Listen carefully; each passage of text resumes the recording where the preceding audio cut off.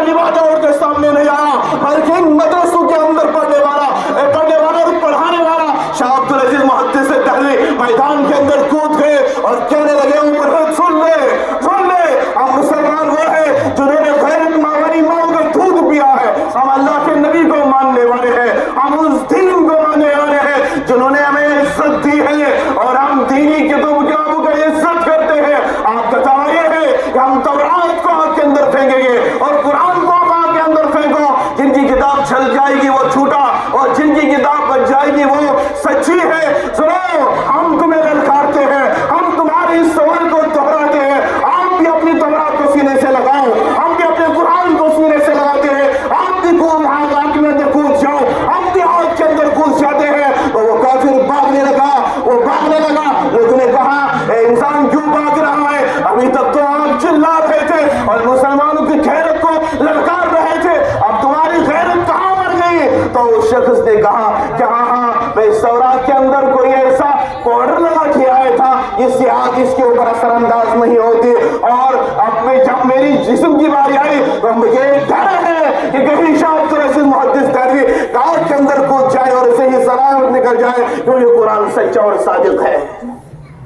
और ये कोई नहीं बल्कि इन मदारिस इस्लामिया से उठने वाले ये दबंग इंसान है, ऐसे लोग हैं, ये हजरात है। और आज भी कुछ वक्त पहले आपने देखा है सब लोग सोशल मीडिया का इस्तेमाल कर रहे हैं। अभी बशीर साहब ने भी जिस शख्सियत का तज़किरा किया था, दिल्ली के अंदर की मुल्क पुकारता है, गॉड है ही नहीं, अल्लाह है ही नहीं, तो इन मदरसों के अंदर पढ़ने वाला एक शख्स मुफ्ती शवाई साहब खड़े हुए और उसकी गैरत को इस तरीके से ललकारा और उसको इस तरीके से धमक जवाब दिया कि वो मुल्क मानने के लिए तैयार हो गया कि अल्लाह की ज़ात है।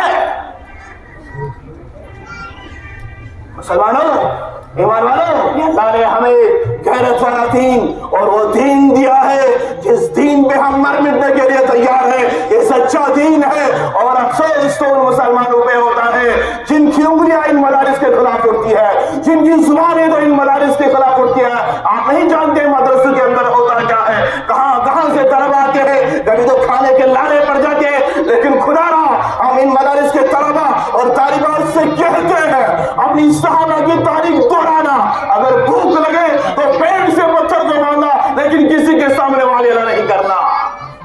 हमें दर्ज देते हैं ये चीज। और हमारू आप घरों के अंदर कितनी डिशें खाते हो, हमारू कैसा लिबास पहनते हो, कभी आपने मदारिस का दरवाजा खटखटाया, कभी आपकी गैरत झांकी?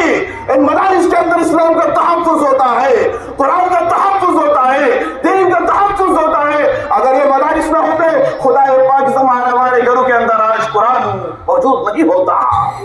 आज हमारी बस्तियों के अंदर मुबल्लिगीन दिन की दावत देते हुए नजर नहीं आते।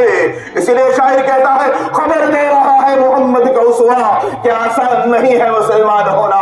क्या आपने कलमा पढ़ लिया, ला इलाहा इल्लल्लाह मुहम्मदुर रसूलुल्लाह सल्लल्लाहु अलैहि वसल्लम, बस यही है आपका काम? नहीं, ईमान वालों, और सख्त राहों पे चलना पड़ेगा, बहुत सख्त इम्तिहानात पेश होंगे।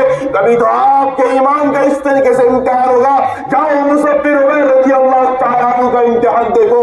जब अल्लाह ने इम्तिहान लिया तो उसके जिस्म से कपड़े तक उतारे गए, उसको घर से बेदखल कर दिया गया, लेकिन इस्लाम का सौदा नहीं किया।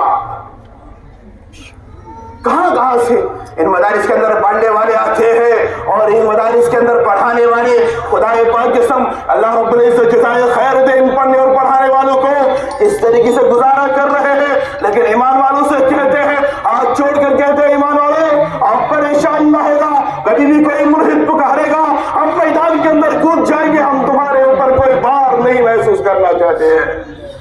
और जब भी हक्कानियत की बात